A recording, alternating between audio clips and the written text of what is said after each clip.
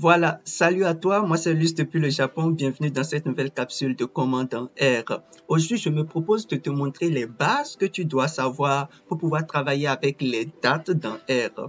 Oui, c'est un sujet qui est un peu complexe, j'irai doucement pour te permettre de tout comprendre. Si tu es prêt, attrape ton clavier et rentrons dans le studio. Voilà, donc pour commencer, je vais créer rapidement une variable dans laquelle je vais mettre deux ou trois petites dates là. Je vais faire comme ça. Je crée la date d'aujourd'hui, par exemple. On est le 22 juin. Donc, le 22 juin. Et puis, je prends une autre date au hasard comme ça. Je vais prendre, je ne sais pas, le février, le 14 février. 2015, voilà. Donc, c'est deux dates comme ça que j'ai prises au hasard. Et on peut regarder la classe de cette variable que j'ai écrite là, classe date. Et tu vas voir ici que cette variable que j'ai écrite est un caractère. Donc, à ce stade-là, R ne sait pas encore que je suis en train de travailler avec des dates. Pour lui, c'est juste des caractères que j'ai écrits et puis ça s'arrête là. Donc, il faut convertir, il faut dire à R que ceci, c'est une date. Et pour le faire, on utilise la fonction aState. Donc, je vais créer une nouvelle variable là. Je vais faire date 2 et je fais aState. Et voilà, et je mets à l'intérieur la première variable date que j'avais déjà créée et j'exécute. Et si je regarde maintenant la classe de date 2, pardon, de date 2, tu vas voir ici que, date 2 est maintenant est une date. Elle reconnaît maintenant cette variable-là comme une date. Donc, date 2 est une date. Maintenant, regarde, lorsque tu es en train de travailler avec R, par défaut, R prend les dates comme, au format année, mois, jour. C'est comme ça que R prend les dates par défaut. Donc, si ici, par exemple, j'ai écrit les dates à ce format-là, donc tu vois, R accepte et puis travaille normalement. Mais si ta date n'est pas à ce format, je suppose, je prends un exemple, je vais écrire, par exemple, structure date pour montrer un peu la structure, que je suis en train de parler de la structure de la date, quoi. Je vais écrire, c'est pas deux dates comme ça de mon choix. Je vais écrire peut-être le 1er janvier. Bon, je vais écrire comme ça. Le 25, attention, et 1995. Voilà. Donc, et puis je vais écrire un deuxième. Je vais écrire par exemple août. Et le 17 août et 1998. Bon, voilà, j'écris comme ça au hasard. Tu vas voir que ici, j'ai mis le mois, j'ai mis le jour et ensuite j'ai mis l'année. Tu vois, j'ai mis le mois, j'ai mis le jour et j'ai mis l'année. Si j'écris la classe de cet élément, par exemple, j'écris structure date, tu vas voir qu'il va me dire que c'est un caractère. Jusque-là, il n'y a pas de problème. OK. Maintenant, si je crée une nouvelle variable, par exemple, une nouvelle variable que j'appelle date 3. Je vais l'appeler date 3. Je fais aState.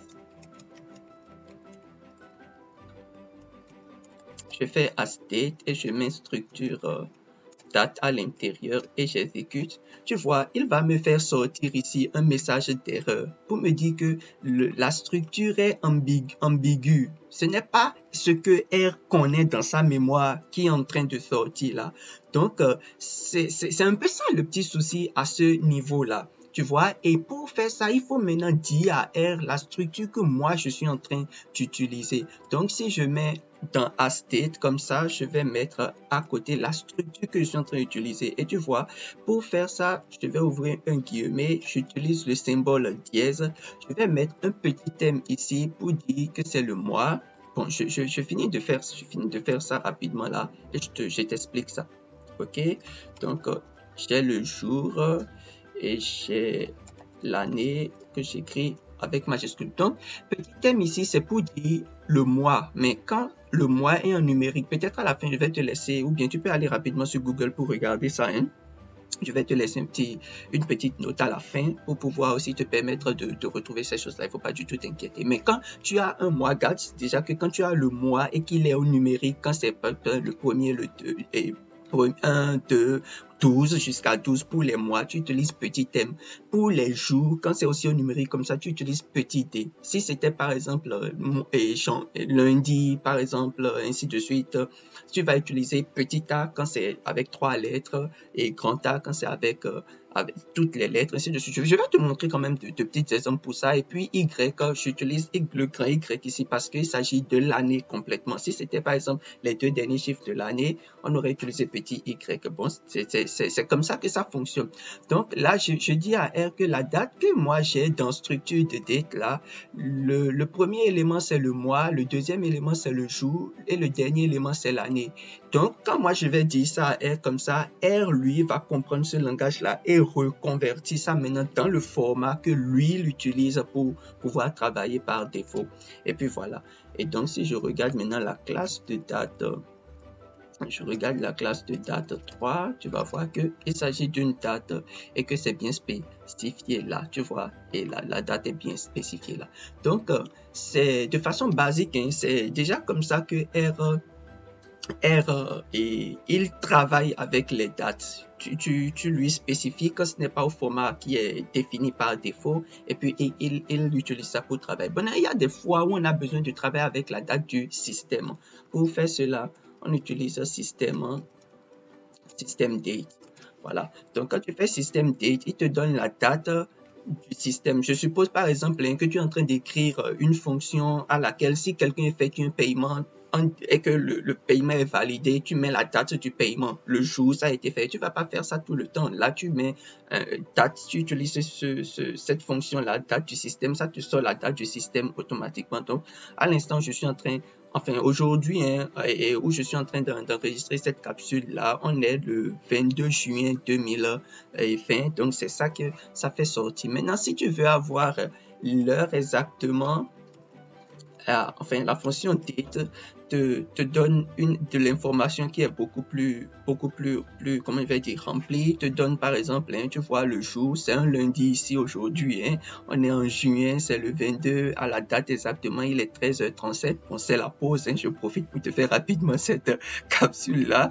Et puis, il nous donne aussi l'année. Donc, quand on utilise date, c'est ce que date fait rapidement pour nous et ça nous permet vraiment d'avoir toute cette information là. Maintenant, regarde, tu peux aussi me dire, mais Lulus, le format que R utilise là, si je ne veux pas ce format et je veux par exemple que ce soit jour, mois et année, je vais changer le format. Je fais comment dans ce cas-là? Je te montre rapidement. Regarde, je prends un exemple. Si je dis la date d'aujourd'hui, je mets today, et puis je fais par exemple système date. Je fais système date. Donc, dans la barre, enfin, dans la petite boîte today que je crée là, c'est la date d'aujourd'hui là que je suis en train de mettre à l'intérieur. Et maintenant, pour utiliser le format que je veux moi-même, on utilise la commande format. La commande format. Et puis, je vais mettre la date d'aujourd'hui. Ça fait today. La date d'aujourd'hui et je lui spécifie maintenant le format. Donc, si par exemple, je voulais que ça m'écrive, par exemple, un jeudi et de m'écrire, je ne sais pas, de m'écrire le mois tout en entier, je vais faire B majuscule, le mois tout en entier. Je peux lui dire, par exemple, de m'écrire le jour et ensuite de m'écrire l'année. Et voilà, attention, je suis en train d'oublier ici qu'il faut mettre la guillemets. Mais sinon ça ne va pas prendre, il faut forcément mettre la guillemets et j'exécute. Donc tu vois le résultat qui apparaît ici, il est comment je vais dire, il est trivial, il me met, enfin B majuscule c'est pour dire le mois complet, c'est le nom du mois complet. J'utilise B minuscule quand je veux écrire les 3 premières lettres du mois, c'est comme ça que ça se passe. Donc le nom du mois complet, B majuscule, c'est ce qu'il a fait. Le jour, on est le 22 et puis l'année, on est en 2020. Si par exemple je voulais juste qu'il me mette les deux derniers liens chiffres de l'année, j'aurais utilisé Y minuscule. Et si j'exécute par exemple format à nouveau, tu vas voir, il a écrit l'année et puis le 22 fin pour dire que on est en 2020. Attention là. Je vais garder ça comme ça. Donc, voilà. Et puis, c'est comme ça que toi-même, tu personnalises en réalité ta date en utilisant et format. Par exemple, si je prends un autre exemple, je vais faire des, si je fais enfin, attention, hein, il faut toujours mettre la guillemets, il faut pas oublier ça, il faut toujours mettre la guillemets. Et si je mets A majuscule, c'est pour dire de m'écrire le jour complet, le complet du jour. Et si j'exécute comme ça, tu vas voir que ça dit que c'est Monday.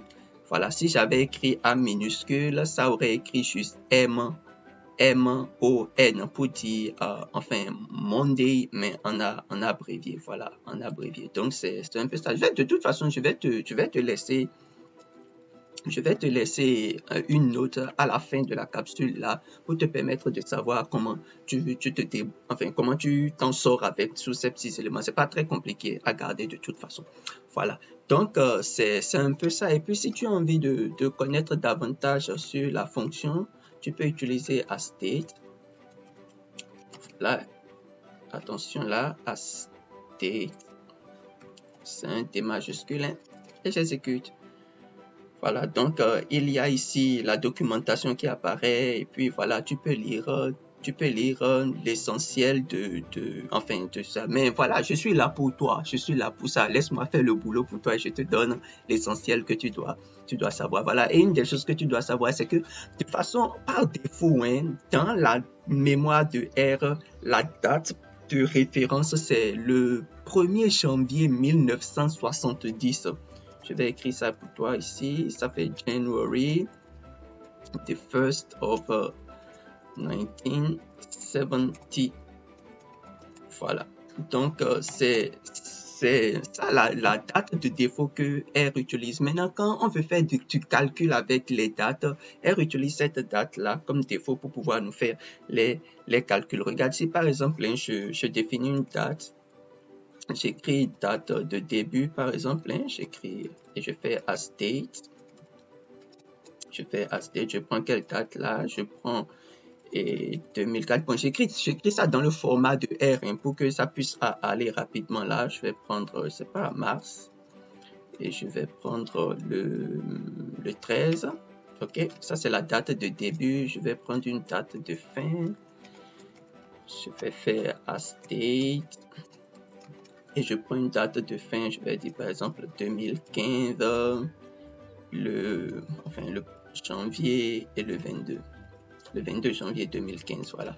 Donc, si je veux par exemple savoir quel est le nombre de jours qu'il y a entre le 22 janvier 2015 et le 13 mars 2004, entre ces deux dates-là, combien de jours il y a? Je pourrais créer par exemple une variable que je vais appeler par exemple nDays, le nombre de jours, et donc je vais faire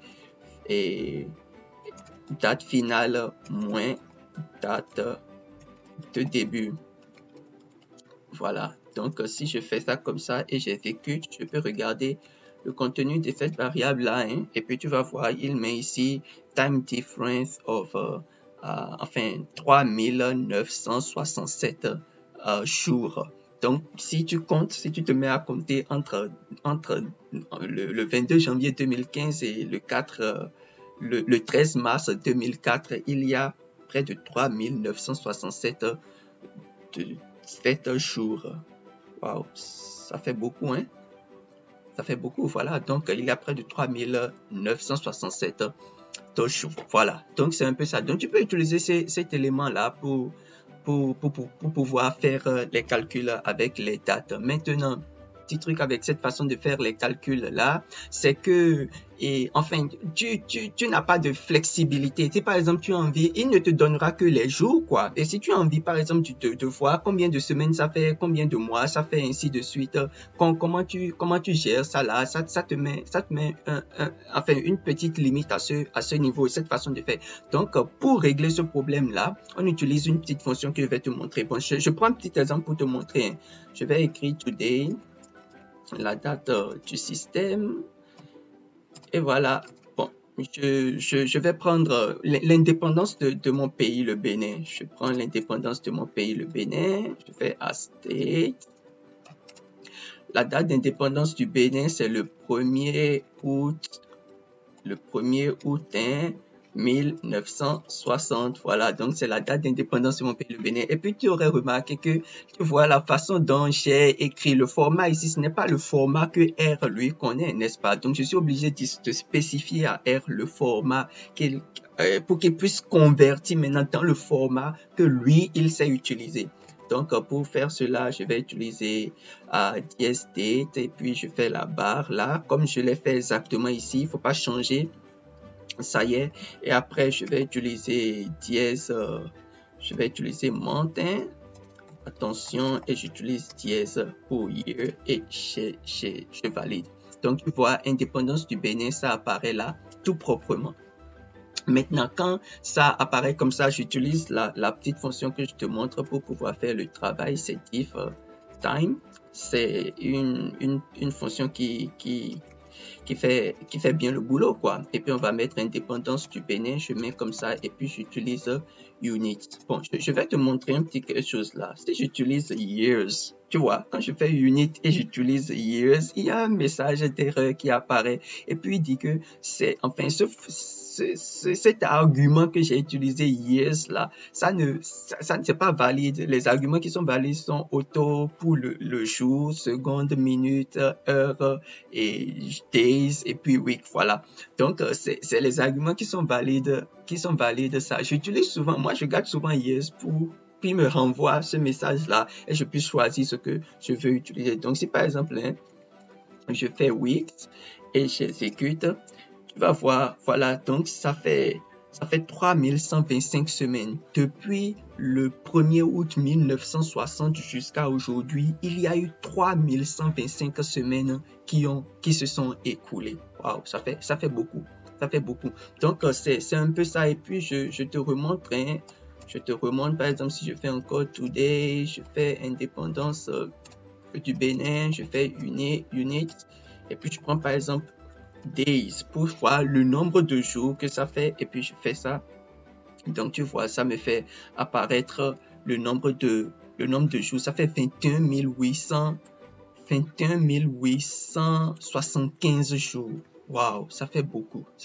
Bon, voilà, donc c'est un peu ça. Et puis on peut déjà savoir un peu comment ça se fait. On peut s'amuser, hein. On peut s'amuser. Et puis ça va être la dernière chose que je vais faire. On va utiliser minutes par exemple. Et puis ça fait beaucoup de minutes, hein.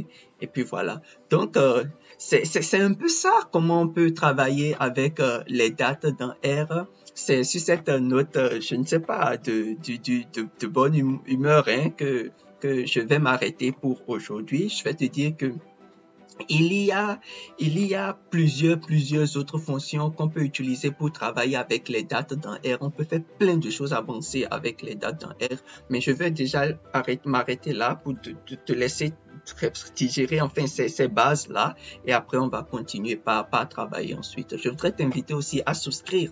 Ça va me permettre de pouvoir continuer à aider d'autres jeunes comme toi et moi. Et en attendant, hein, on se retrouve à la prochaine pour une nouvelle capsule. C'était Lulus depuis le Japon. Merci beaucoup.